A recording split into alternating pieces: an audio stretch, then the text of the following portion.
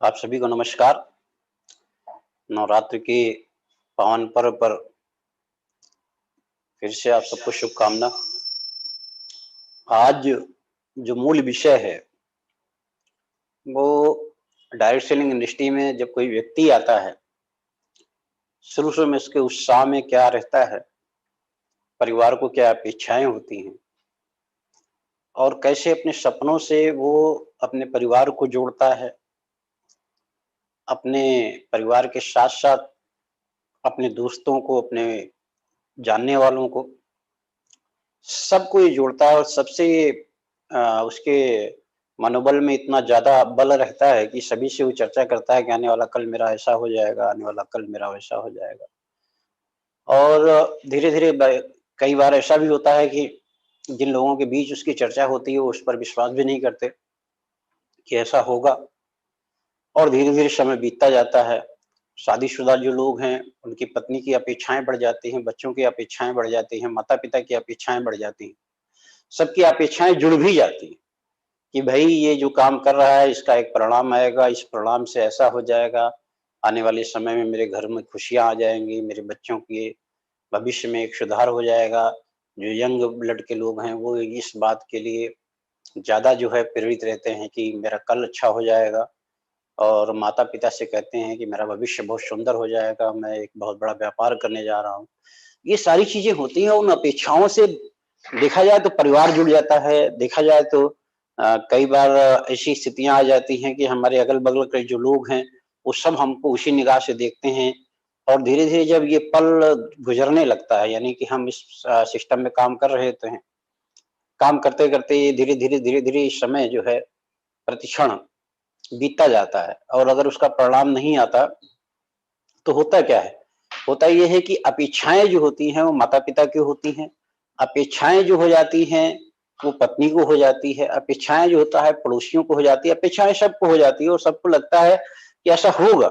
किंतु जब अपेक्षाएँ टूटने लगती हैं, तो कई बार ये प्रश्न आता है कि आखिर आप इतने दिनों से क्या कर रहे हैं? कोई परिणाम नहीं दे पा रहे हैं, कोई रिज़ल्ट नहीं दे पा रहे हैं, पत्नी के सपने जो होते हैं वो भी कई बार टूटने लगते हैं और आप कई बार ऐसा होता है कि जब अपने घर में प्रवेश करने लगते हैं, तो घर में प्रवेश करते ही तो आपको डर लगता है कि मैं लोगों से क्या कहूँगा? क्योंकि परिणाम आ नहीं रहा होता और जब परिणाम नहीं आ रहा होता तो आप अपने से भी निराश होते हैं, पड़ोसी भी आप पर कमेंट करने लगते हैं, आपका आत्मबल भी टूटने लगता है और इन सब चीज़ों में कहीं न कहीं आप खो जाते हैं। कई बार ऐसा होता है कि आप इस बात की चर्चा करने लगते हैं कि मैंने तो साल भर लगा लिया, मैंने 2 साल लगा लिया, मुझे मिला क्या? लेकिन वास्तव में ऐसा क्यों नहीं होता? अगर हम इस बात को समझ लें, अगर इस बात को हम जान जाएँ कि ये एकदम सच है और नेटवर्किंग बिज़नेस में डायरेक्ट सेलिंग इंडस्ट्री में कामयाबी सुनिश्चित है, कामयाबी लोगों को मिलती है, कामयाबी लोगों को मिली है और कामयाबी लोगों को मिलती रहेगी। लेकिन हमसे कहाँ चूक हो जाती है। हम उस कामयाबी के डगर में कहाँ बिछड़ जाते हैं। ऐसा क्यों होता है कि मेरी मेहनत में कोई कमी नहीं होती? ऐसा क्यों होता है कि मेरे कार्य विधि में भी किसी प्रकार की कोई कमी हमें नज़र नहीं आती? मैं निरंतर उसी जोश के साथ मेहनत करता रहता हूँ, लेकिन परिणाम हमें उस तरीके से नहीं मिलता और जब नहीं मिलता, तो वो जो सपने मैंने अपने घरवालों को दिखा रखा था, जो स्वयं से देख रखा था, जो पत्नी को दिखा रखा था, जो बच्चों को दिखा रखा था, जो पड़ोसियों को दिखा रखा था, उन सब से मेरी लड़ाई शुरू हो जाती है। आंतरिक लड़ाई शुरू हो जाती है और वो आंतरिक लड़ाई हमें तोड़ कर रख देती है। कई बार हमारी निराशा हमारे जीवन में कुछ इस तरीके से आ जाती है कि मुझे ऐसा लगता है जैसे मेरे बस की बात नहीं है। शायद ये बिज़नेस मेरे लिए नहीं बना है। मैं इन सब चीज़ों का खंडन करते हुए आज आपसे कहता हूँ कि डायरेक्ट सेलिंग इंडस्ट्री में जो भी व्यक्ति सिस्टम से काम करेगा, जो भी व्यक्ति अपने जीवन में इस संकल्प के साथ काम करेगा, दुनिया की कोई भी ताकत उसे कामयाब होने से रोक नहीं सकती और मेरा ये दावा है, इसीलिए मैं कहता हूँ कि डायरेक्ट सेलिंग इंडस्ट्री में अगर कामयाबी में लोग हैं, कामयाबी लोगों को मिल रही है और कामयाबी लोगों को मिलती रहेगी, तो उसके पीछे क्या है, क्यों ऐसा होता है, आज उस पर हम आपसे चर्चा करने जा रहे हैं। पीछे हमने बताया था कि दिनचर्या हमारी कैसी होनी चाहिए, आत्ममंथन क्या है, हमें कैसे आत्ममंथन पर अपने आप को लगाना चाहिए। उस पर मैं आपको एक बहुत बड़ी कहते हैं कि किस तरीके से उसे हम ले जाएं अपने जीवन के सपनों को साकार करने के लिए, अपनी उपलब्धियों को पाने के लिए, अपने अपेक्षाओं को पाने के लिए, उन अपेक्षाओं पे खरे उतरने के लिए जो माता पिता से हमने कर रखी है, जो पत्नी से कर रखा है, जो किसी से भी कर रखा है, उनको 100% 100% रिजल्ट देने के लिए हमें क्या करना चाहिए, किस तरीके से हमें काम करना चाहिए, उसकी पृष्ठभूमि क्या होगी, उस पर हम चर्चा करने जा रहे हैं। उस चर्चा के साथ आज कुछ चीजें मैं आपको ऐसी बताने जा रहा हूं जो जेएमबीडी परिवार के दुनिया में सबसे ऐतिहासिक कदम होगा। वो ऐतिहासिक कदम क्या होगा, उस पर बहुत तेजी के साथ मैं आगे बढ़ने जा रहा हूं। और मैं ये चाहता हूं कि जो लोग भी जहां पर भी हैं, अगर उनके पास डायरी पेन है, हालांकि ये तो जाएगा ही जाएगा वीडियो के रूप में, लेकिन अगर आपके पास डायरी पेन है तो उसके साथ आप तैयार हो जाइए और आइए हम आगे बढ़ते हैं।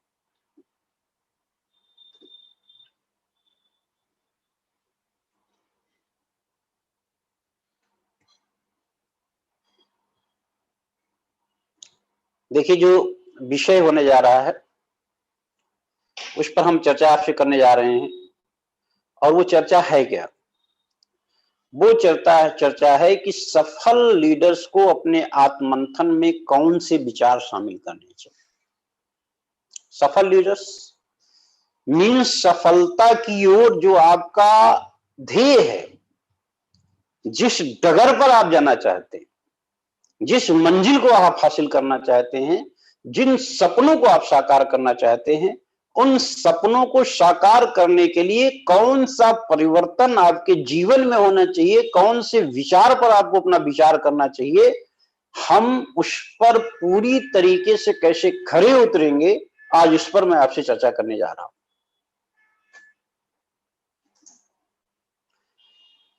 जेएमबीडी में एक डायमंड क्लब के पिन पर जाने के लिए स्वयं की डायरी प्रतिदिन कैसे बनाएं, मैं आपको यहां बता दूं कि जेएमबीडी एक डायमंड क्लब बनाने जा रहा है।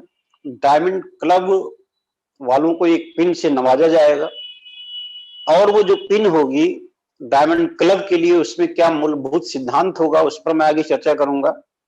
डायमंड क्लब में जब आप शामिल हो जाएंगे तो आपको किस तरीके की प्रतिष्ठा मिलेगी, कैसे आपके साथ कंपनी का दृष्टिकोण होगा, कौन सी ऐसी उपलब्धियों से आपको नवाजा जाएगा। मैं आपको बताना चाहता हूं कि जब भी किसी भी बड़े सेमिनार का आयोजन किया जाएगा, मीटिंग्स की जाएगी, उसमें जो भी डायमंड क्लब में शामिल होंगे, जिनके पास वो पिन होगी, उनको सर्वोच्च दर्जा देते हुए कंपनी उनको एक वीआईपी गैलरी में बिठाएगी, उनको वीआईपी सम्मान दिलाया जाएगा। मतलब कहते हैं कि महत्वपूर्ण सम्मान से नवाजा जाएगा। जो हमारे डायमंड को जिस तरीके से उनके साथ व्यवहार होता है, जिस तरीके से उनको उपलब्धियों के लिए नवाजा जाता है, जिस तरीके से उनका माला फूल से स्वागत होता है, जिस तरीके से उनके फोटोज खींचे जाते हैं, जिस तरीके से उनके ऑटोग्राफ्स लिए जाते हैं, वो डायमंड क्लब के पिन पर जाने के लिए जिस तरह की डायरी मेंटेन करते हैं, उस क्लब में शामिल होने के लिए जिन तरह की गाइडलाइंस तैयार की गई है, अगर आप उस पर काम करना शुरू कर देते हैं तो आपके साथ वैसा ही होगा। भले ही आप रॉयल्टी पर ना हो, भले ही आप किसी भी पिन पर ना हो, लेकिन डायमंड क्लब में यदि आप शामिल हो जाते हैं तो आपको सारा सम्मान मिलेगा, आपको उसी तरीके से रिकॉग्नाइज किया जाएगा। आने वाले समय में जेएमबीडी का जो टाइम्स निकलेगा उसमें आपकी फोटोज छपेंगी, आपके उसमें विचार भी छपेंगे, और साथ साथ कितनी प्रकार की मीटिंग्स होंगी जिसमें आप हिस्सेदार बन सकते हैं, कैसे आप उस मीटिंग्स को ले सकते हैं, इस सब का एक विस्तार चर्चा आपके बीच होगी। लेकिन उसके लिए आपको क्या करना होगा, मैं उस पर चर्चा आपसे कर रहा हूं।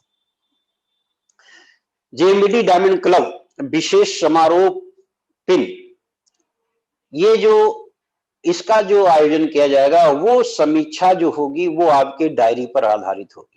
प्रतिदिन जो आप डायरी मेंटेन करेंगे उस डायरी पर ये आधारित होगी। मींस आज से आपको अपने लिए एक डायरी बनानी होगी, और वो डायरी जो बनेगी, वो डायरी किस तरीके से लिखी जाएगी, कैसे उसके प्रश्न होंगे, कैसे उसके जवाब आप देंगे, इन चीजों को जब आप लगातार मेंटेन करते जाएंगे, फलस्वरूप आपको डायमंड क्लब में प्रवेश मिल जाएगा। वो कौन कौन सी चीजें होंगी उस पर मैं आगे बढ़ रहा हूं। सबसे पहले डायरी का जो पहला पन्ना होगा, उस पहले पन्ने में जो आपका पहला प्रश्न है, वो आपको स्वयं से इस बात की समीक्षा करनी है। आप समझिएगा, यानी कि डायरी के पहले दिन जो आपका वर्क है और ये कैसे चलेगा, इसको गौर कीजिएगा कि आपको स्वयं की समीक्षा करना है कि आज पूरे दिन में कहां कहां पर आपने अपना समय बर्बाद किया। ये आपका पहला प्रश्न होगा और उसके लिए आप स्वयं से उसका आंसर लिखेंगे कि पूरे दिन में कहां कहां पर आपने अपना समय बर्बाद किया। गौर कीजिएगा, यहां पर कोई आपका मॉनिटर नहीं है, कोई आपको देखने वाला नहीं है, ये आपकी अंतरात्मा की आवाज होगी और उस अंतरात्मा की आवाज के लिए आपको रात में सोने से पहले इन प्रश्नों के जवाब को भरना है। और वो प्रश्न कौन सा है कि आपको स्वयं की समीक्षा करनी होगी। वो स्वयं की समीक्षा क्या है? पहला कि कहां कहां पर आज आपने अपना समय बर्बाद किया। दूसरा प्रश्न क्या है? दूसरा प्रश्न यह है, और उसका आंसर लिखेंगे। इस प्रश्न का आंसर लिखने के बाद आप दूसरे प्रश्न पे जाएंगे कि आज जो कुछ भी मैंने किया है उसमें और बेहतर क्या कर सकता हूं। आप पूरी दिनचर्या को अपने अंतरात्मा से पूरी तरीके से इस बात पर बल देंगे, सोचेंगे कि आज जहां जहां पर हमने जो कुछ भी किया है उसमें कितना और अच्छा मैं सुधार कर सकता हूं। ये आपकी खुद की डायरी है और आपका खुद का जवाब। खुद की डायरी, खुद का जवाब। और इस खुद की डायरी के खुद के जवाब में आप इन प्रश्नों का आंसर लिखेंगे। तीसरा जो होगा, आज जितनी मेहनत, आप समझिएगा, आज जितनी मैंने मेहनत की है, यानी जितना काम, जिस तरीके का हमने लगन के साथ काम किया है, अगर ऐसे ही हमारे द्वारा अगले 2-3 साल तक किया गया तो हमारी कामयाबी क्या होगी। आप गौर कीजिएगा, इस प्रश्न का आपको आंसर लिखना है। और इसमें आप भली बात समझिएगा, मैं उन लोगों के लिए कह रहा हूं जिन लोगों ने अपने परिवार की अपेक्षाएं, अपने परिवार के सपनों को जोड़ दिया है अपने आप से। वो इस तरीके का प्रदर्शन, इस तरीके का उत्साह, इस तरीके की जीवन शैली में रहना शुरू कर देते हैं, काम करते हैं लगन के साथ। लेकिन कौन कौन सी कमियां रह जाती है, अगर उन कमियों को पूरा करने लगे तो उनके परिवार के सपनों को, उनके परिवार की अपेक्षाओं को, उनकी स्वयं की अपेक्षाओं को, उनके द्वारा किए गए कार्य के मिलने वाले परिणाम के आधार पर उनके सपनों के साकार होने के रास्ते बनने लगते हैं। इसलिए मैं आपसे कह रहा हूं, इस तीसरे प्रश्न को गौर से समझिएगा कि आज जितनी मैंने मेहनत की है। इसमें दो चीजें हो सकती है कि पूरा दिन आपका खाली गया है, पूरा दिन आपका खाली गया है। इसका मतलब कि अगर आज मैंने जितनी मेहनत की है, अगर ऐसे ही हमारे द्वारा अगले 2-3 साल तक किया गया तो हमारी कामयाबी क्या होगी। ऐसा भी हो सकता है पूरे दिन खाली गया हो, ऐसा भी हो सकता है कि हमने 2 घंटे काम किया हो, 8 घंटे में हमने कुछ न किया हो, ऐसा हो सकता है कि 3 घंटे काम किया हो। ऐसा होता है कि हमने पूरे दिन अच्छे ढंग से लगन से काम किया। और उसका जब आप आंसर लिखेंगे कि अगर इसी तरीके से हम काम करते रहे तो अगले 2-3 साल के अंदर मेरी कामयाबी क्या होगी। आप इस बात को समझिएगा, कोई और नहीं है, आप स्वयं हैं अपने इन प्रश्नों के आंसर दाता। आप अपने प्रश्नों का स्वयं से उत्तर लिखने वाले हैं। और जिस दिन आपकी स्वयं की समीक्षा की ये डायरी बनने लगेगी और कंपनी में इस डायरियों को प्रस्तुत करने के आधार पर आपको रिकॉग्नाइज किया जाएगा डायमंड क्लब के पिन पर, तो आप मान के चलिए कि केवल इन्हीं प्रश्नों के आंसर से, इन्हीं प्रश्नों के अमल से, इन्हीं प्रश्नों के वजह से जो आप में दिन में सुधार होगा, जो आपके कार्यशैली में परिवर्तन होगा, वो उसी दिन आपको डायमंड मान लिया जाएगा। आपका सफर भले ही लंबा हो, लेकिन आपके साथ जो व्यवहार होगा वो डायमंड जैसा होगा। यहां पर हमने तीसरा प्रश्न आपको बताया है कि आज जितनी मैंने मेहनत की है, यहां पर कोई मॉनिटर नहीं है, कोई आपको देखने नहीं आ रहा है। आज जितनी मैंने मेहनत की है, अगर ऐसे ही हमारे द्वारा अगले 2-3 साल तक किया गया तो हमारी कामयाबी क्या होगी। चौथा प्रश्न, ये आपका प्रश्न है और इसके साथ साथ आपका आंसर है। आपका ये प्रश्न है, आपका ये आंसर है। जिन लोगों से अपने सपनों को, जिन लोगों से अपेक्षाओं को जोड़ रखा है, उन्हें आप अपना प्रिंसिपल बना लीजिए। अपने घर में माता पिता को आप प्रिंसिपल बना सकते हैं, अपनी पत्नी को प्रिंसिपल बना सकते हैं कि मेरी मॉनिटरिंग करो, मेरी मॉनिटरिंग करो, मैं इन प्रश्नों का आंसर लिख रहा हूं, उन्हीं को दायित्व दे दो, क्योंकि आपने उन्हीं के सपनों को साकार करने के लिए अपने जीवन में मूलभूत परिवर्तन किया है। और वो परिवर्तन क्या है कि आपने बड़े सपने देखने के इरादे बनाए हैं, बड़े सपने को पूरा करने का इरादा बनाया है। यहां पर दुनिया में कोई भी पड़ोसी, कोई भी रिश्तेदार, कोई भी नातेदार, कोई भी आपका सगा संबंधी किन्हीं भी परिस्थितियों में आपका दुख का साथी तो नहीं हो सकता, लेकिन आपकी कामयाबी का साथी हो सकता है। आपके संघर्ष का साथी नहीं हो सकता, लेकिन आपके कामयाबी के पल में आपका साथ दे सकता है। इसीलिए मैं कह रहा हूं कि इन प्रश्नों का आंसर आपके जीवन में कामयाबी लेकर आएगी। आपके माता पिता कभी भी आपसे सवाल नहीं करेंगे कि आखिर आप कामयाब क्यों नहीं हुए। आपके माता पिता कभी ये नहीं कहेंगे कि इतने दिनों से आप काम कर रहे हैं, आपको क्या मिला। क्यों? क्योंकि आपने स्वयं की समीक्षा करना शुरू कर दिया है और इस स्वयं की समीक्षा में सभी जवाब आपको मिलेंगे जो आपकी कामयाबी में बाधक हैं या जो आपकी कामयाबी की ओर आपको ले जाने में सहायक है। चौथा प्रश्न जो मैं आपसे कर रहा हूं कि आज जितनी मेहनत हमारे द्वारा की गई, ऐसी ही मेहनत यदि हमारी टीम में शामिल 100 लोगों द्वारा किया जाता रहा तो अगले 2-3 साल में हमारी कामयाबी क्या होगी।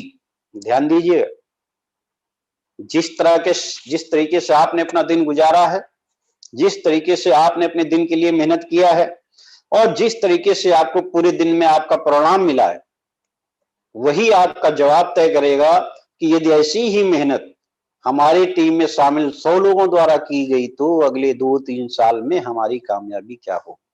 इसका मतलब आपका कोई बॉस नहीं है, आप स्वयं के बॉस हो। आपका स्वयं का बॉस होना, आपकी स्वयं की जिम्मेदारी आप ये बताने लगेगी, ये थर्मामीटर के रूप में काम करेगा कि वास्तव में आप जहां जाना चाहते हो उस सफर में कौन कौन सी बाधाएं आपके द्वारा हैं या कौन कौन सी बाधाएं आपके द्वारा समाप्त कर दी गई। इस पल को, इस जीवन को बदलने के लिए स्वयं आपका आत्मबल, स्वयं आपकी समीक्षा, स्वयं आपके द्वारा इस जवाबदेही पर अपने आप को खरा उतारने पर आपकी कामयाबी सुनिश्चित करता है। मैं आगे बढ़ रहा हूं। पांचवा प्रश्न, जो भी प्रोग्राम हम करते हैं क्या उसके बाद दूसरे प्रोग्राम में हम उससे बेहतर प्रगति कर रहे हैं? आप समझिएगा इस बात को। जैसे फर्ज करो आज एक प्रोग्राम आपके बीच है जिसको मेरे द्वारा संचालित किया जा रहा है ना। अब जब मेरे द्वारा संचालित किया जा रहा है तो मेरी नैतिक जिम्मेदारी है कि हर दूसरे प्रोग्राम को कैसे उससे बेहतर और कौन सी अच्छी चीजें आपको दी जा सके उसकी मेरी तैयारी होती है।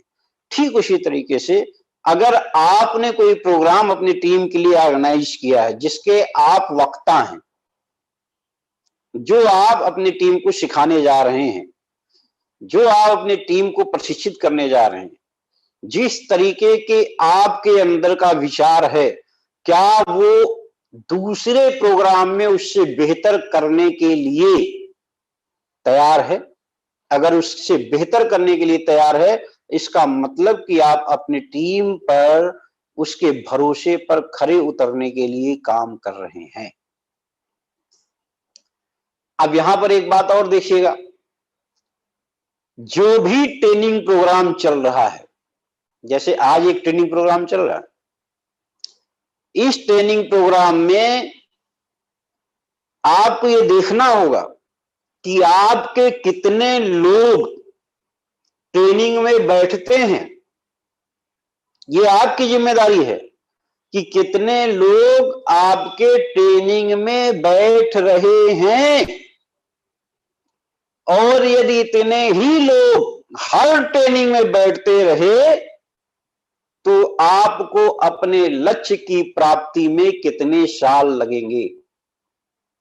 समझिएगा इस बात को, कोई और दूसरा इसका मॉनिटरिंग नहीं कर रहा है।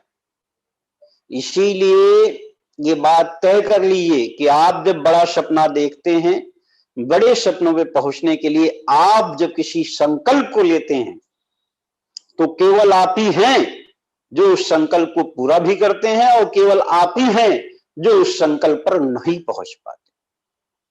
यानी आपके सपने, आपके इरादे और आपके लगन के आधार पर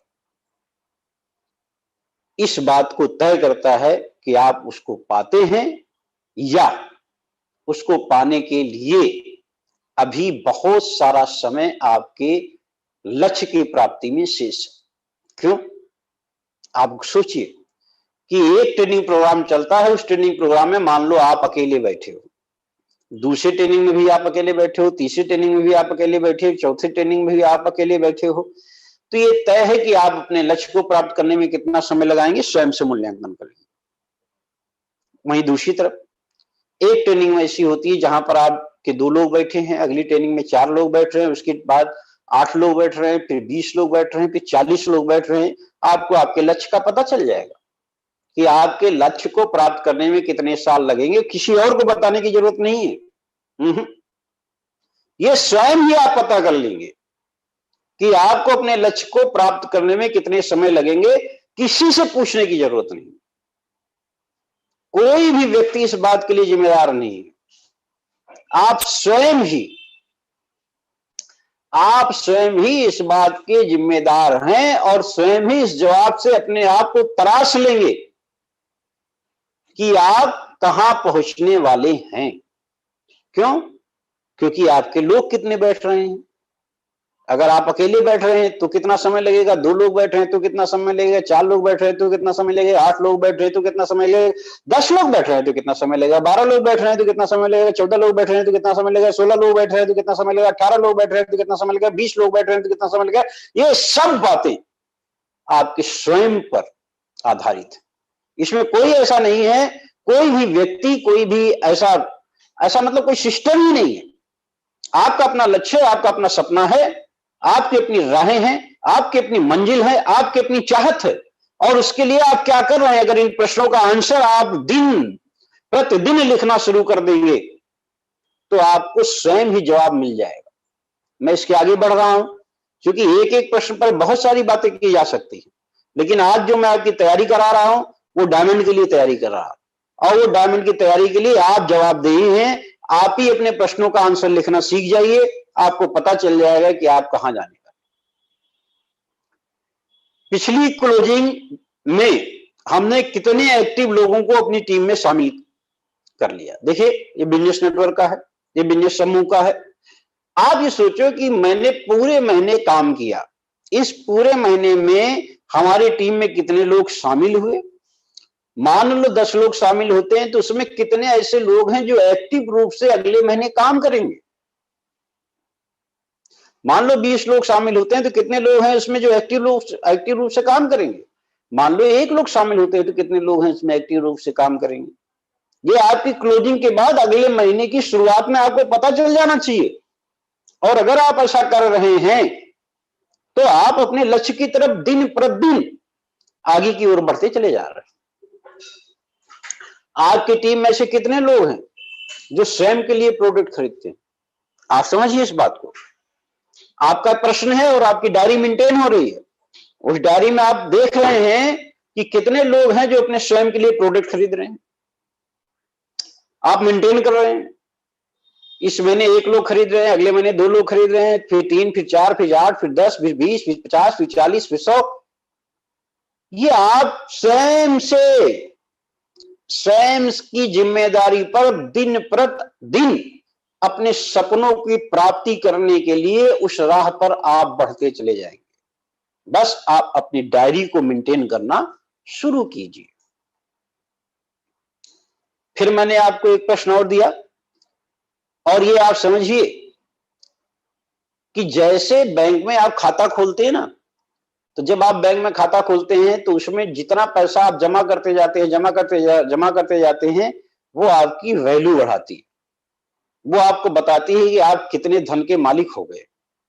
आने वाले समय में ये जो आपकी आदत होती है, हर दिन जो थोड़ा बहुत पैसा जमा करते एक बहुत बड़ी धनराशि हो जाती है। यानी वो इतनी बड़ी धनराशि भी हो सकती है कि आपका पूरा जीवन उससे कट जाए। ऐसे ही इस सिस्टम में आपको ये तय करना होगा कि प्रतिदिन आपने अपने लिस्ट में कितने नए लोगों को बढ़ाया है। ये रात में जब आपने इस प्रश्न का आंसर लिखेंगे तो अगला दिन आपका क्या होगा, किस तरीके से आपकी प्रगति हो रही है, कौन सी गति से आप अपने लक्ष्य की प्राप्ति करना चाहते हैं, ये सारे आंसर आपको मिल जाएंगे। किसी भी अपलाइन के पास इस आंसर को पूछने की आवश्यकता नहीं है, कोई भी शुभ चिंतक से आवश्यकता नहीं है। स्वयं से आप पूछते जाइए, स्वयं से पूछते जाइए, स्वयं से पूछते जाइए, स्वयं के लिए काम करना शुरू कीजिए, स्वयं से अपनी जवाबदेही को तय कीजिए, स्वयं से अपने प्रश्नों का आंसर लिखना शुरू कीजिए।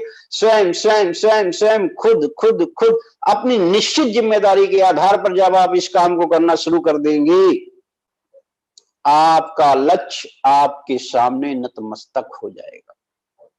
मैं आपसे फिर कह रहा हूं, इस बात को आप पूरी तरीके से गांठ मान लीजिए और आप प्रतिदिन ये तय कीजिए कि आपके लिस्ट में कितने नए लोगों, आपने अपने लिस्ट में कितने नए लोगों को बढ़ाया। ये शाम को लिखिए आप, और जब आप शाम को लिखना शुरू करेंगे तो आप ये मानिए कि आप अपने लक्ष्य की ओर बढ़ रहे हैं। आज के दिन आपने स्वयं से कितने लोगों को प्लान दिखाया, आप इस बात को भी समझिए, इस बात का आंसर लिखिए, इस बात का आंसर लिखिए। डायरी बहुत महत्वपूर्ण होगी आपके लिए, और मैं कह रहा हूं कि जिन लोगों के पास ये डायरी होगी, जिन लोगों ने इस प्रश्न के साथ, इन जवाबदेही के साथ काम करना शुरू किया है, कंपनी ने जो डायमंड क्लब के लिए पिन बनाने की बात की है, जो डायमंड क्लब की पिन बनाने जा रही है, उसमें आपकी इस डायरी की समीक्षा होगी। और इस डायरी की समीक्षा होने पर आप अभी लक्ष्य में कहां पहुंचे हैं, किस पिन पे पहुंचे हैं, ये मायने नहीं रखता, लेकिन इस डायरी के आधार पर कंपनी आपको डायमंड क्लब में शामिल कर लेगी।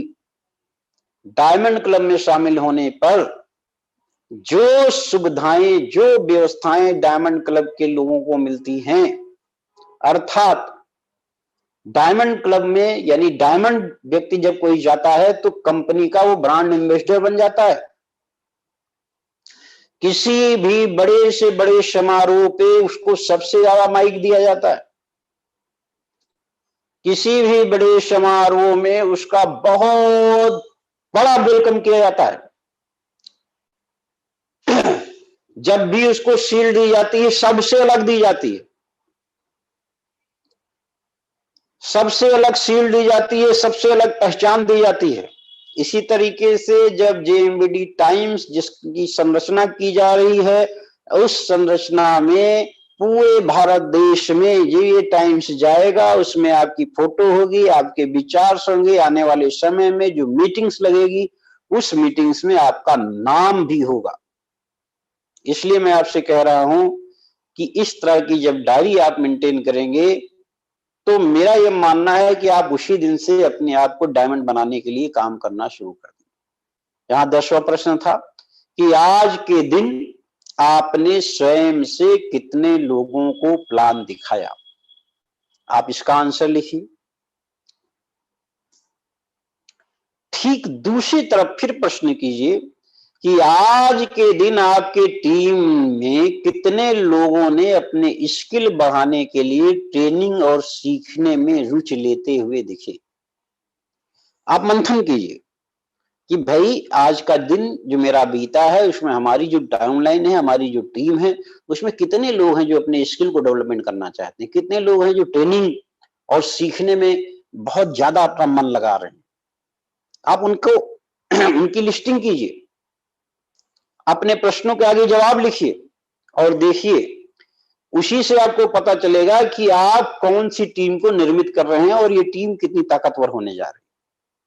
क्या ये विश्व विजेता बनेगी? क्या ये जिले की विजेता बनेगी? क्या ये मोहल्ले की विजेता बनेगी? क्या ये स्टेट की विजेता बनेगी? क्या ये भारत विजेता बनेगी? इन सभी प्रश्नों के जवाब से आपको पता चल जाएगा। इसके साथ साथ आप ये भी देखिए कि आपकी टीम में कितने लोग हैं जो स्वयं से प्लान दिखाते हैं। कई बार हम देखते हैं एक प्लान को दिखाने के लिए डाउनलाइन तुरंत फोन करता है, हेलो सर मुझे फला को प्लान दिखाना है, और आप भागते हुए जाते हैं उसको प्लान दिखाने के लिए। यानी इस तरीके से पूरा का पूरा दिन आपका खर्च होता चला जाता है। एक एक व्यक्ति के लिए आप प्लान दिखाते हैं। क्यों? क्योंकि टीम में प्लान दिखाने वाले लोगों को आप बना नहीं रहे हो, बल्कि प्लान दिखाने वाले बन रहे हो। मेरा ये मानना है कि जितने ज्यादा से ज्यादा लोग आपकी टीम में प्लान दिखाने वाले बनते जाएंगे, आपका लक्ष्य उतना ही आपके समीप आता जाएगा। एक लाइन है जो आप सबके लिए है, इतने प्रश्नों की तैयारी कीजिए, इतने प्रश्नों का आंसर लिखिए।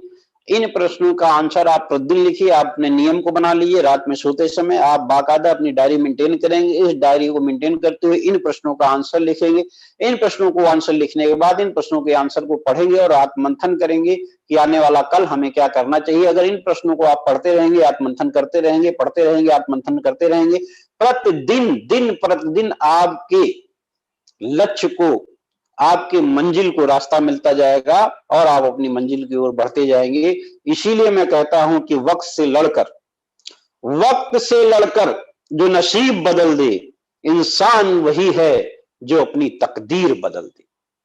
ये डायरी वो डायरी बनेगी, ये डायरी वो डायरी बनेगी जो अपनी तकदीर बदल दे। मेरा दावा है। इसलिए मैं आपसे कहता हूं, छोटी छोटी ये जो आपकी आदतें हैं, जिनको आप बदलने जा रहे हैं, जिनको बदलने के लिए आज से आप शुरुआत करने जा रहे हैं, ये आपको बहुत बड़े लक्ष्य की प्राप्ति का उदाहरण बनेगा। मैं फिर से कहता हूं कि वक्त से लड़कर जो नसीब बदल दे, इंसान वही है जो अपनी तकदीर बदल दे।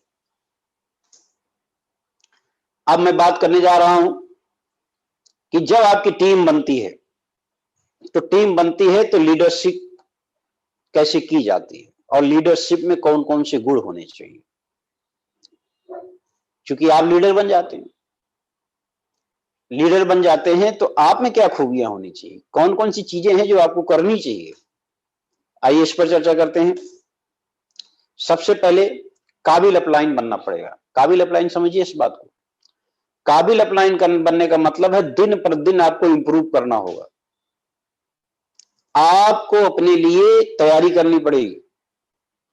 सभी बातों की समीक्षा करते हुए ये लगातार जब आप अपनी काबिलियत को बढ़ाते जाएंगे, काबिलियत को बढ़ाते जाएंगे, काबिलियत को बढ़ाते जाएंगे, काबिलियत को बढ़ाते जाएंगे, काबिलियत को बढ़ाते जाएंगे, काबिलियत को बढ़ाते जाएंगे, काबिलियत को बढ़ाते जाएंगे, तब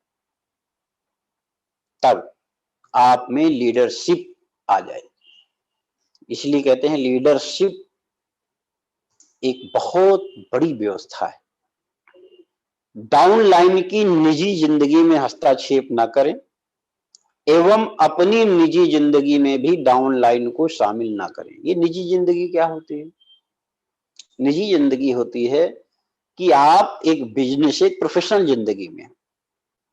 अब क्या होता है, डाउनलाइन से आप अपनी निजी बातें शेयर करेंगे कि मेरे साथ ऐसा हो गया, मेरी ये व्यवस्थाएं थी, मैंने ये कर दिया, मैंने वो कर दिया, या आप अपने दुख या अपने सुख किन्हीं भी चीजों की चर्चा करते हैं, तो कई बार आप उस व्यक्ति के सामने जो आपकी टीम का सदस्य है, अपनी जब निजी बातें शेयर करने लगते हैं, तो आपकी जो व्यवस्था है, जो आपका तमगा है, जो आपकी कहते हैं कि आपका जो व्यक्तित्व है, वो हल्का हो जाता है। इसी तरीके से आप ना तो किसी की जिंदगी में हस्तक्षेप कीजिए, अगर उसकी निजी जिंदगी में कुछ भी चल रहा है, तो उससे आपका कोई लेना देना नहीं होना चाहिए। आपका काम है, आप व्यावसायिक गतिविधियों की जिम्मेदार हैं, आप व्यावसायिक चर्चाएं करते हैं, आप व्यावसायिक चर्चा के साथ साथ व्यावसायिक व्यवस्थाएं बनाते हैं और उसकी प्रगति के लिए आप सहायक होते हैं, किंतु उसकी निजी जिंदगी में आप शामिल हो जाते हैं। अगर आप उसकी निजी जिंदगी में शामिल होते हैं, तो आप इस पूरे बेहतर टीम बनाने का उल्लंघन कर रहे हैं। इसीलिए टीम बनती है और टीम बिगड़ती है। इसीलिए कई बार ऐसा होता है कि टीम बनकर बहुत ऊंचाइयों तक जाकर भी शून्य हो जाती है। तो आपको ये धारणाएं अपने बीच में शामिल करनी होगी, क्योंकि टीचर का अलग रोल है, स्टूडेंट का अलग रोल है और दोस्त का अलग रोल है। अब टीचर ही स्टूडेंट का दोस्त बन जाए, दोस्त ही टीचर बन जाए, स्टूडेंट ही टीचर बन जाए, तो क्या होगा? तो क्या होगा आप सोचो। जब टीचर दोस्त, स्टूडेंट दोस्त, दोस्त टीचर, ये सब हो जाएगा, तो इसका परिणाम जो जो आएगा, फिर कौन किसकी सुनेगा, ये ईश्वर भरोसे ही हो जाएगा। इसीलिए आपका एक तरीका होना चाहिए, एक सिद्धांत होना चाहिए, कौन कौन सी चीजें आपको धारण करनी है ना। जब आप टीम के साथ काम कर रहे हो, तो आप टीम के साथ एज ए लीडर काम करेंगे। लीडर एक विशेष व्यक्तित्व का मालिक होता है, उसके आवरण से, उसके आभा मंडल से पूरी टीम गौरवान्वित होती है, पूरी टीम उत्साहित होती है, पूरी टीम न जाने कितने बड़े सपनों को साकार करने के लिए हर चुनौती से लड़ने को तैयार होती है। पर्सनल लाइफ और प्रोफेशनल लाइफ दोनों एकदम अलग रखिए। यदि आपस में मिल जाएंगे तो प्रभाव खत्म हो जाएगा। पर्सनल लाइफ, प्रोफेशनल लाइफ, दो अलग अलग लाइफ है। आप जब व्यवसायिक जगत में काम कर रहे थे, प्रोफेशनल लाइफ जो पर्सनल लाइफ से अलग है। अब पर्सनल लाइफ क्या है?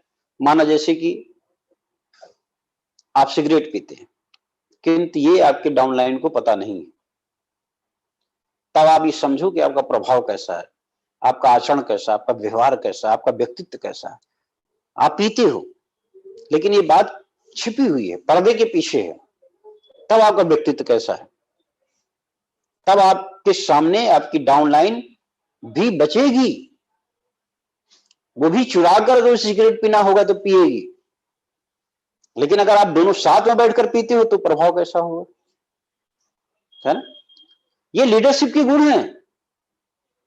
अगर आप एक विशाल व्यक्तित्व के मालिक बनना चाहते हो, विशाल व्यक्तित्व के साथ एक बहुत बेहतर लीडर बनना चाहते हो, तो ये दायरे हैं, इन दायरों का आपको पालन करना होगा, इन दायरों में बनकर रहना होगा। मानते हैं हम ड्रिंक करते हैं, किंतु ये बात डाउनलाइन को नहीं पता है। तो हमारे व्यक्तित्व का क्या है, हमारे व्यक्तित्व की विशालता कैसी है, और यदि हम डाउनलाइन को बिठा के साथ में ड्रिंक करते हैं तो क्या विशेषता है। इसीलिए मैं कह रहा हूं लीडरशिप के क्या क्या गुण होने चाहिए, ये आपको सीखना होगा, क्योंकि जैसे जैसे आपकी टीम बढ़ती जाएगी आप लीडर बनते चले जाओगे। जब आप लीडर बनते चले जाओगे, एक जिले से दूसरे जिले, दूसरे जिले से दूसरे राज्य, दूसरे राज्य से तीसरे राज्य, तीसरे राज्य से चौथे राज्य, यहां तक होता है कि लोग आपको आइडियल मान लेते हैं। यहां तक होता है कि लोग भगवान की तरह आपकी पूजा करने लगते हैं। मेरा तात्पर्य भगवान जैसा पूजा का नहीं है, वो तो भगवान को ही है, आप भगवान नहीं बन सकते, लेकिन आइडियल बनने की वजह से, आप मार्गदर्शक बनने की वजह से, आप लोगों की निगाह में आपका कद कितना बड़ा हो जाता है, और उस कद को मेंटेन करने के लिए आपको ध्यान रखना होगा कि कौन सा काम किस तरीके से आपको करना है। हो सकता है आप पीते हो, किंतु आपको ध्यान रखना होगा कि डाउनलाइन के साथ या डाउनलाइन के सामने ऐसा करने से आपका विशाल व्यक्तित्व प्रभावित होगा, विशाल व्यक्तित्व प्रभावित होगा। हमारी अच्छी आदत और हमारी बुरी आदत हमारी टीम पर वैसे ही प्रभाव डालती है। समझिए इस बात को।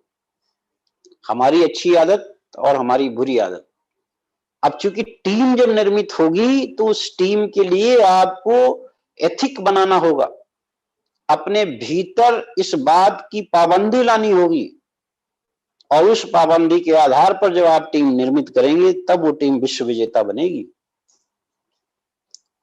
टीम मात्र टीम नहीं होती, बल्कि आपके व्यापार एवं आपके निजी जीवन में लाखों गुना ग्रोथ करने की स्थिति पैदा कर सकती है। आप जिस टीम की बात, जिस टीम को बनाने जा रहे हैं, वो केवल टीम नहीं है, एक एम्पायर है। उस एम्पायर को आप खड़ा कर रहे हैं, और वो एम्पायर कैसा है? जो आपके जीवन में लाखों गुना ग्रोथ पैदा कर सकती है, लाखों गुना ग्रोथ पैदा कर सकती है। इसलिए लीडरशिप के सिद्धांतों का अगर यदि आप पालन करने जा रहे हैं तो ये टीम ही आपको विश्व विजेता बना सकती है। अपलाइन की भूमिका अपने डाउन लाइन में नकारात्मक परिस्थितियों को सकारात्मक दृष्टिकोण बनाए रखना है। कई बार हम देखते हैं कि अपलाइन तो हैं आप, लेकिन अपलाइन की जो भूमिका होती है उसको निभाने में आप असक्षम होते हैं। आप क्या करते हैं? नकारात्मक संदेश अपनी टीम को देना शुरू कर देते हैं। क्यों? क्योंकि उससे आपका वजूद कहीं न बिगड़ जाए, आपके अहम पर कोई प्रभाव ना पड़ जाए। अब नकारात्मक चीजें क्या होती हैं? नकारात्मक चीजें जो होती हैं वो आपकी टीम को कैसे बनाएंगी? वो आपकी टीम में, मतलब मान लो 100 लोग शामिल हैं और 100 लोग शामिल हैं, उसमें से आपने एक छोटी सी बात नेगेटिव कर दी तो 100 लोगों पर उसका असर होगा, और 100 लोगों में जो उत्साह है, जो ग्रोथ है, जो बड़ी से बड़ी चुनौतियों को लड़ने की उनके अंदर क्षमता है, वो आपने तोड़ दी। जाने अनजाने में आपने अपनी पूरी टीम को खत्म कर दिया। इसलिए अगर अपलाइन की भूमिका में हैं आप, वास्तव में आप अपलाइन के रूप में काम कर रहे हैं, तो किसी भी नकारात्मक परिस्थितियों को स्वयं, कहते हैं मीरा ने पिया विष का प्याला, विष को अमृत कर डाला। अगर किसी भी प्रकार की नकारात्मक विचारधाराएं हैं तो उसको स्वयं सहन करना पड़ेगा।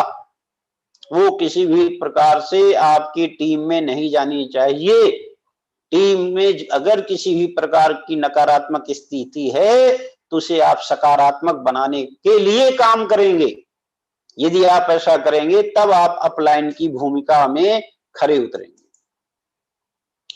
कई बार अपलाइन द्वारा अनजाने में अपनी टीम को अहम के कारण गलत संदेश देने में स्वयं की भूमिका निभाने लगते। आप समझो, बड़ी मुश्किल से आपने, कहते हैं गिलास गिलास भरकर एक टैंकर को तैयार किया। यानी एक गिलास पानी आपने एक टैंकर में डाला, फिर गिलास पानी उठाया, फिर टैंकर में डाला, फिर गिलास पानी निकाला, फिर टैंकर में डाला। इस तरीके से हजारों लाखों गिलास पानी आप टैंकर में डालते हैं और टैंकर भर जाता है। लेकिन आपकी एक गलती से, मान लो आपने उसमें पॉइजन डाल दिया, तो आप बताओ पूरा टैंकर का पानी क्या हो? पूरा टैंकर का पानी जहरीला हो जाएगा, और वो जब जहरीला हो जाएगा तो किसी काम का नहीं। इसीलिए अपलाइन बनना और अपलाइन की भूमिका निभाना दो अलग अलग चीजें हैं।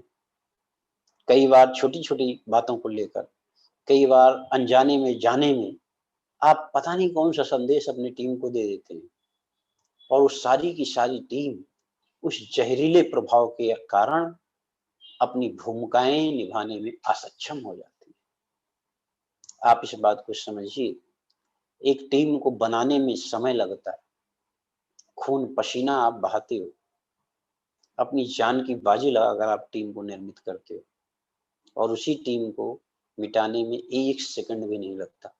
आपकी कौन सी बात ऐसी है जो जाने अनजाने में आप बोल देते हो, जिसके नाते उस पूरी की पूरी टीम में विष फैल जाता है। इसलिए आपको ध्यान देना होगा कि अपलाइन बनना और अपलाइन की भूमिका निभाना दोनों अलग अलग चीज है। क्योंकि अगर आपने ऐसा कर दिया तो अहम तो जीत जाएगा, लेकिन क्या खो दिया उसकी भरपाई या जीवन होना संभव नहीं। लीडरशिप काबिलियत देखिए, अहम जो होता है, घमंड जो होता है ना, मतलब कहते हैं कि ओवर रिएक्शन, जाने अनजाने में आप अपने आप को बहुत जबरदस्त काबिल मान रहे हो, सोच रहे हो कि आपने विचारों को आप थोप दोगे, लोगों को ऐसा ही करना पड़ेगा क्योंकि आपने कहा है। मेरे भाई, अहम तो सगा भाई भी नहीं सुनता, ये तो टीम है। बेहतर अपलाइन का मतलब है डाउनलाइन की कमी की मार्केटिंग। आप सोचो, आपकी डाउनलाइन आपका परिवार का हिस्सा है, आप उसकी कमी को लेके आप अपने पूरी टीम में बता रहे हो कि इसके अंदर ये कमी है, इसके अंदर ये कमी है, इसके अंदर ये कमी है, इसने ऐसे किया, उसने ऐसा किया। तो आप क्या कर रहे हो? आप तो अपनी पूरी टीम को खत्म कर रहे हो। पूरी टीम को आपने उसमें क्या कहते हैं, पैरालिसिस में डाल रहे हो। इसलिए आप ये मानो टीम है, परिवार है। परिवार में अच्छाइयाँ भी होती हैं, परिवार में बुराइयाँ भी होती हैं, लेकिन अच्छाइयाँ और बुराइयाँ दोनों को लेकर आपकी काबिलियत है जो उसे लेकर चलती है। आपकी क्षमता है जो उसे लेकर चलती है, और अपनी क्षमताओं का प्रयोग कीजिए। आप अपनी डाउनलाइन की कमी का अखबार बना देते हो। आज की हेडलाइन, इन्होंने ऐसा किया, आज की हेडलाइन, वो तो ऐसा कर रहे हैं, आज की हेडलाइन। आप क्या कर रहे हो? आप तो अपनी पूरी टीम को खत्म करने जा रहे हो। इस टीम को बनाने में 2, 3, 4 साल लगे हैं। इन सालों की मेहनत को आप ऊसर और बंजर बनाने जा रहे हो। इसलिए जब भी आपके मन में ऐसी विचार आए, आप अपने को कूल माइंड ले आइए, सोचिए। टीम बनाना एक बहुत बड़ा संघर्ष है, और जब टीम बन जाती है तो आपकी कौन सी बात उस हरे भरे वृक्ष को सूखा कर देती है। इसीलिए काबिल बनिए, और जब आपकी काबिलियत होगी ना, तो उस काबिलियत का क्या होगा? उस काबिलियत का बहुत बड़ा असर होगा। अच्छी शिक्षा लीजिए, अच्छी शिक्षा दीजिए, अच्छी शिक्षा लेने की कोशिश कीजिए, किताबें पढ़िए। ये जितने भी ऑडियो वीडियो ये सारी चीजें बन रही हैं, इनको सुनिए, समझिए, अपनी स्वयं की डायरी में अपने विचारों को लिखिए। और जब आप ऐसा करते हैं, आपके विचार जब स्वच्छ होते हैं, आपके विचार जब प्रेरणादायक होते हैं, आपके विचार जब बहुत बड़ी गतिविधियों को बदलने में सक्षम होते हैं, तो टीम का प्रदर्शन हजारों लाखों गुना बेहतर हो जाता है। एक गधा कभी घोड़ों को नहीं लीड कर सकता। आप इस बात को समझिए। ये शब्द मैंने जो लिखा है, किसी को व्यक्तिगत आहत करने के लिए नहीं लिखा है। एक गधा कभी घोड़ों को नहीं लीड कर सकता। इसका तात्पर्य यह है कि आपकी टीम में बहुत अच्छे अच्छे लोग हैं, और आप अपनी काबिलियत को नहीं बढ़ा रहे, आप अपनी क्षमताओं को नहीं विकसित कर पा रहे। तो जब आप अपनी क्षमताओं को नहीं विकसित कर पा रहे हो, आप अपनी काबिलियत को नहीं बढ़ा पा रहे हो, तो आप अपनी टीम को लीड नहीं कर पाओगे। और जब आपकी टीम को आप लीड नहीं कर पाओगे, तो आप अच्छे लीडर भी नहीं बन पाओगे। जिस व्यक्ति का व्यवहार ठीक नहीं है, जिस व्यक्ति में अज्ञानता एवं अहम है, वो कभी भी डाउन लाइन को लीड नहीं कर सकता। समझिए इस बात को। आप टीम बना रहे हो। कई बार हम देखते हैं, टीम में एक व्यक्ति बहुत पुराना होता है, बहुत शुरू से उस टीम बनाने की शुरुआत करता है, लेकिन उसकी टीम में न जाने कितने लोग बीच बीच में इतने बड़े लीडर्स बन जाते हैं कि जिसने उनको स्पॉन्सर किया वो बहुत पीछे रह जाता है। क्यों? उसके लिए क्या करना होगा? अपने व्यवहार को हमेशा ठीक रखिए। अपनी अज्ञानता में, अपने अहम में आप न जाने कौन सी गलती कर दोगे, और आपकी लीडरशिप कोई भी स्वीकार नहीं करेगा, है ना? इसीलिए मैं कहता हूं, अपनी काबिलियत को बढ़ाते रहो। आज नहीं तो कल आप अपनी डाउनलाइन को गवा दोगे, यदि आप अपनी काबिलियत को नहीं बढ़ाते, यदि आप अच्छी शिक्षा नहीं लेते, यदि आप सीखते नहीं, यदि आप ट्रेनिंग्स नहीं लेते, यदि आप ट्रेनिंग प्रोग्राम में नहीं बैठते, यदि आपके अपने पास डायरी नहीं होती, आपकी स्वयं के विचार नहीं होते, आप शिक्षा से दूर रहते हो, तो बड़ी से बड़ी जो टीम बनेगी उसका मुखिया कोई और हो जाएगा। ये कहा तो जाएगा कि आप सीनियर हो, लेकिन आप लीडर नहीं बन पाओगे। बदलाव में सबसे बड़ा हाथ अपलाइन का होता है, इस बात को मानिए। अपनी कमी को दूर करना ये आपका दायित्व है। क्या सीखूं, क्या सिखाऊं, हमेशा इस पर आप फोकस करिए। यदि आप ऐसा करते हो, अपनी कमी को दूर करना सीख जाते हो, क्या सीखूं क्या सिखाऊं इस पर आप फोकस करते हो, तो कहीं आप में लीडरशिप डेवलप होती है। अपलाइन की गलतियों से कई बार अच्छी टीम में भी जहर फैल जाता है। अपलाइन होना एक दायित्व है भाई, एक जिम्मेदारी है। आप क्या बोलेंगे उसका क्या प्रभाव होगा, उसकी दूरगामी क्या परिणाम आएंगे, इसका चिंतन आपको करना होगा। आप जाने अनजाने में ऐसे शब्दों को बोल नहीं सकते जिसके प्रभाव से सालों साल मेहनत की गई आपकी जो टीम बनती है उस पर उसका गलत प्रभाव, दुष्प्रभाव फैल जाए। अगर वो दुष्प्रभाव फैलता है तो आपकी 4 साल 5 साल की मेहनत शून्य हो जाती है। इसलिए आपको अपने शब्दों पर, अपनी टिप्पणी पर हमेशा विचार करना होगा। अपलाइन की वजह से कई बार टीम विश्व विजेता बन जाती है। धोनी इसके उदाहरण, एक अच्छा कैप्टन, एक अच्छे कैप्टन ने T20 भी दे दिया विश्व कप में, वनडे भी दे दिया विश्व कप में, और टेस्ट मैच में भी विश्व कप, कुछ बचा ही नहीं यार। हर क्षेत्र में विश्व विजेता बन गए आप। यानी अपलाइन का गुण क्या है और उसका कौशल्य क्या है। इस कौशल्य पर जब आप काम करते हो, ये कौशल आपको विश्व विजेता बना देती है। इसलिए अपने कौशल को विकसित करो। डाउनलाइन अपलाइन को तो नहीं बदल सकते, किंतु अपलाइन के ऊपर के अपलाइन के ऊपर के अपलाइन से संपर्क बनाकर अपने सपनों को साकार। आपका स्पॉन्सर करने वाला कौन है ये मायने नहीं रखता, उसमें अपलाइन के गुण विद्यमान है ये मायने रखता है। अगर वो अपलाइन के गुण में, अपलाइन की शैली में, अपलाइन के कौशल्य में निपुण नहीं है और आप अपने सपने को साकार करना चाहते हो, तो आपको स्वयं से उसके ऊपर के अपलाइन से, उसके ऊपर के अपलाइन से संपर्क बनाकर अपने सपनों को साकार करने की कोशिश करनी है। क्योंकि सपना आपका है, लक्ष्य आपका है, मंजिलें आपकी हैं, इरादे आपके हैं, हौसले आपके हैं, और उन हौसलों को कोई तोड़ दे तो क्या है फिर? आपका वो हौसला है, वो आपके सपने हैं, वो आपके इरादे हैं, हो ही नहीं सकता। आपके सपने, आपके इरादे, आपके हौसले, आपके लक्ष्य, आपके मंजिल, आपके सपने, इन सब को पूरा करने का दायित्व आप पर है। और उसके लिए कौन सा रास्ता आपको चुनना है, किस रास्ते पर आपको जाना है, कौन है आपका जो मार्गदर्शक बनेगा, ये आप तलाशो। क्योंकि आप टीम में आ गए हो, उसके अपलाइन, उसके अपलाइन, उसके अपलाइन, किसी से भी संपर्क करके आप अपना रास्ता बना सकते हो, अपने मंजिलों को पा सकते हो। अपनी काबिलियत और नेतृत्व क्षमता को इतनी विकसित करें कि कोई भी डाउनलाइन अपनी वजह से बिजनेस छोड़कर जाए, किंतु किसी भी कमी के कारण वो बिजनेस ना छोड़े। आप समझिए, आप अपनी काबिलियत, अपनी क्षमता, अपने नेतृत्व को कितना विकसित करते हैं। कभी भी आप पे आरोप प्रत्यारोप नहीं लगना चाहिए।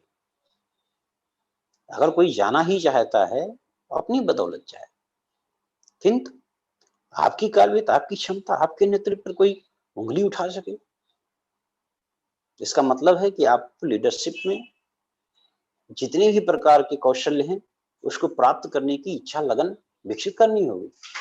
और यदि आप ऐसा करते हैं तो लीडरशिप के उस शिखर पर आप जाएंगे। टीम को संगठित कर टीम को विश्व विजेता बनाने में आपकी कामयाबी का हमेशा जिक्र होगा। हमेशा जब भी कभी आपकी टीम की बात होगी, हमेशा आपका नाम आएगा, हमेशा नाम आएगा। लोग हमेशा आपकी तारीफ करेंगे, प्रशंसा करेंगे, आपको मार्गदर्शक बनाएंगे, आपके पैरों पर अपना हाथ लगाएंगे। क्यों? क्योंकि टीम के कैप्टन हैं आप, और कैप्टन बनने की काबिलियत आपको अपने अंदर विकसित करनी होगी। अपनी टीम को इतना मजबूत और प्रशिक्षित बनाएं कि टीम को स्वयं के सपनों को पूरा करने के लिए कभी आपकी ओर देखना न पड़े। इतना मजबूत बनाना है, इतना ज्यादा मजबूत बनाना है, इतना प्रशिक्षित करना है, इतना प्रशिक्षित करना है कि उनका सपना स्वयं से पूरा करने की क्षमता उनमें विकसित हो जाए। और ये आप कर सकते हो, लेकिन आपको अपनी डायरी बनानी पड़ेगी।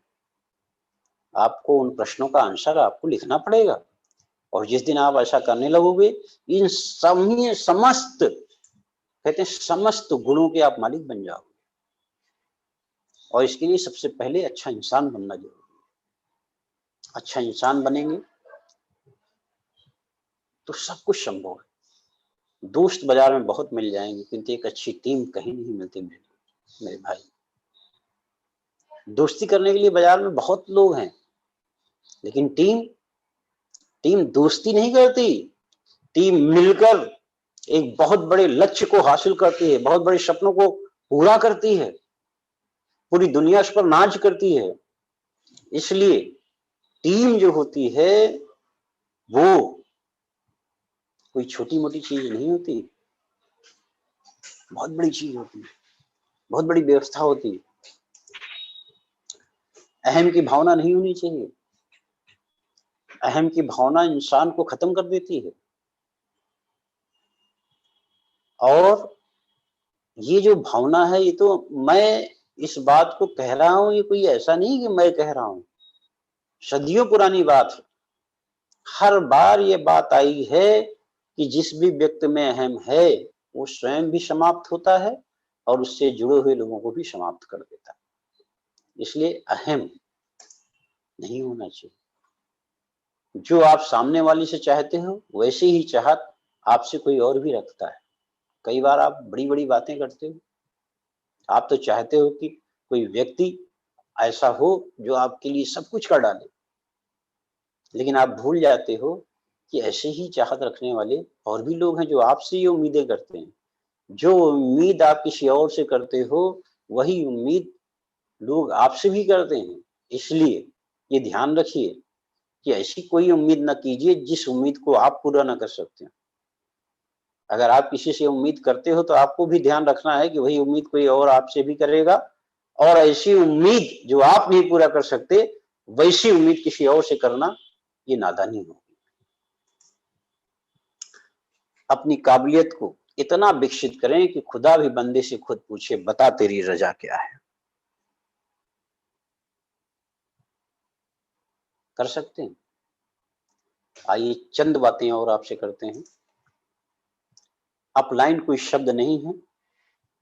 बड़ा आसान है ये कहना कि आप अपलाइन, किंतु अपलाइन कोई शब्द नहीं है, बल्कि एक इंसान की पूरी जिंदगी की बागडोर आपके हाथों में आ जाती है। अपलाइन वो चीज, एक इंसान, उसकी जिंदगी की बागडोर आपके हाथों में आ जाती है। क्यों? क्योंकि आप अपलाइन हैं। और अपलाइन बनना, अपलाइन को निभाना, अपलाइन के कर्तव्य को निभाना, ये बहुत बड़ी बात होती है। स्पॉन्सर सॉफ्टवेयर बराबर अपलाइन। अपलाइन का मतलब तो सॉफ्टवेयर में उसी दिन आप अपलाइन बन जाते हो जिस दिन आपने किसी को स्पॉन्सर कर दिया। ये तो सॉफ्टवेयर द्वारा बने अपलाइन का है, लेकिन अपलाइन के कर्तव्य, अपलाइन के गुण को निभाना वो अलग चीज है। उसको, उसके लिए आपको जो करना है वो आपको करना पड़ेगा। केवल इस बात के लिए कि आप इसके अपलाइन हैं और आप चाहते हैं वो सारी चीजें आपको मिले, नहीं मिल पाएगी। सॉफ्टवेयर ने आपको स्पॉन्सर करने का मौका दे दिया, जिसके नाते आप अपलाइन बन गए। मतलब केवल अपलाइन ये नहीं होता, अपलाइन का कर्तव्य होता है, अपलाइन के कर्तव्य का निर्वहन होता है, और जिसके नाते एक टीम आपको अपनी अपलाइन मानती है। सही मायने में एक आदमी उस दिन अपलाइन बनता है जिस दिन अपनी टीम का नेतृत्व करना सही दिशा में सीख लेता है। ऐसे बहुत सारे उदाहरण। आप चाहते हो कि दुनिया आपको अपलाइन माने, आप चाहते हो कि आपके कौशल की चर्चा हो, आप चाहते हो आपके नेतृत्व की चर्चा हो, आप चाहते हो कि आपके नेतृत्व के लोग दीवाने हो जाएं, आप चाहते हो कि आपके नेतृत्व और आपके कौशल की चर्चा हर जगह हो, इतिहास बन जाए। अगर आप ऐसा चाहते हो तो उसके लिए आपको भी अपने आप को विकसित करना होगा मेरे भाई। अगर आप अपने आप को विकसित करने के लिए तैयार हो, अगर आप अपने अंदर इंप्रूव करते हो, आप अपने आप की क्षमताओं को लगातार विकसित करते हो, तब अपलाइन के स्थान पर आपका दायित्व पूरा होता है सही दिशा में। एक डायरेक्ट सेलर कंपनी के प्लान, कंपनी के प्रोडक्ट से संतुष्ट होते हैं, किंतु अपलाइन के कार्यशैली और अस्थिरता की वजह से इंडस्ट्री छोड़ देते हैं। कई बार ऐसा देखने को मिला। एक डायरेक्ट सेलर जो आपकी डाउनलाइन बन के आता है, उसे अपलाइन का प्लान, मतलब कंपनी का प्लान भी अच्छा लगता है, प्रोडक्ट भी अच्छा लगता है, सारी चीजें अच्छी लगती हैं, लेकिन उसके बाद भी इंडस्ट्री छोड़ देता है। क्यों? क्योंकि कई बार अपलाइन के ऐसे बर्ताव की वजह से, ऐसी कहते हैं कि करनी की वजह से, जब वो इंडस्ट्री छोड़ता है तो बड़ा दुख होता है। इसीलिए मैं कहता हूँ कि आप अपने आप को इतना विकसित करो कि किसी को जाना है तो जाए, किंतु आपकी वजह से नहीं। मुख्यतः 4 प्रकार के अपलाइन होते हैं। पद के सहारे नेतृत्व करते हैं, भाषण अच्छा करते हैं, कर्मों से नेतृत्व करते हैं, जो कर्मों के साथ परिणाम पर भी काम करते हैं। मेरा यह मानना है कि इस तरीके से 4 अपलाइन होते हैं, जिनको मैंने विभाजित किया है। अलग अलग विचार भी हो सकते हैं, लेकिन जो कुछ मैंने जाना है, समझा है, जो सीखा है इन 18 वर्षों में, उन अनुभवों को मैं आपके साथ शेयर कर रहा हूं। पद के सहारे नेतृत्व, हमेशा वो चाहते हैं, सोचते हैं कि भाई मुझे ये पद मिल गया है, यानी इसलिए सारे लोग उनकी बात को माने। कई बार आप आते हो टीम में, ईश्वर की कृपा होती है, बहुत तेजी के साथ आपकी प्रगति होती चली जाती है, अच्छी टीम मिल जाती है, नीचे काम होता चला जाता है और आपकी पिन बदलती चली जाती है और आपको एक अच्छा पद मिल जाता है। लेकिन आप ये चाहते हो कि उसी की वजह से सारे लोग आपकी बात माने, ये संभव नहीं है। क्यों? क्योंकि आपको अपनी काबिलियत विकसित करनी पड़ेगी। मानव विज्ञान ये कहता है कि हम किसी की बात इसलिए सुनना पसंद करेंगे क्योंकि उसके पास एक पद है, ये स्वीकार नहीं होता। केवल आप एक पद के मालिक हैं, इसलिए आपकी बातें सुनी जाएं, समझी जाएं, ये स्वीकार नहीं होता। स्वीकार क्या होता है? स्वीकार होता है आपका कौशल, आपकी काबिलियत, आपकी क्षमता। राजमहल के शिखर पर बैठा कौवा कभी गरुड़ नहीं बन सकता। आप कितनी भी ऊंची स्थिति में हो, किसी भी पद पर हो, लेकिन उस पद पर क्या दायित्व है, इसको आपको सीखना होगा। अगर पद की वजह से टीम का नेतृत्व करोगे तो एक बाश की तरह टीम का नेतृत्व करोगे। आपकी डाउनलाइन आपके मुंह पर तो कुछ नहीं कहेगी, किंतु इधर से सुनेगी, उधर से निकाल देगी। मेरा ये मानना है कि पद अच्छा है पर जरूरी नहीं, जरूरी सिर्फ और सिर्फ लीडरशिप है। लीडरशिप में क्या क्या गुण होने चाहिए, इसकी विस्तार से चर्चा हमने की है। इसलिए मैं कहता हूं कि लीडरशिप होना आवश्यक है। राजमहल के शिखर पर बैठा कौवा कभी गरुड़ नहीं बन सकता। समझिए इस बात को। दूसरे तरह के जो अपलाइन होते हैं, भाषण बहुत अच्छा करते हैं। इस तरह के अपलाइन बहुत अच्छे मोटिवेटर है, स्टेज के महारथी होते हैं। अगर आप उनको स्टेज पे खड़ा कर दिए, वाह, गजब की बातें करते हैं। ऐसे अपलाइन स्टेज के तो हीरो हैं, पर फील्ड पर नहीं। स्टेज से उतरते ही कथनी और करनी में फर्क आ जाता है। आप समझिए इस बात को। एक अच्छा मोटिवेटर होना, स्टेज का महारथी होना, ये अपलाइन का नहीं है। उसे फील्ड पर भी हीरो बनना होगा, उसे अपनी कथनी और करनी में भी।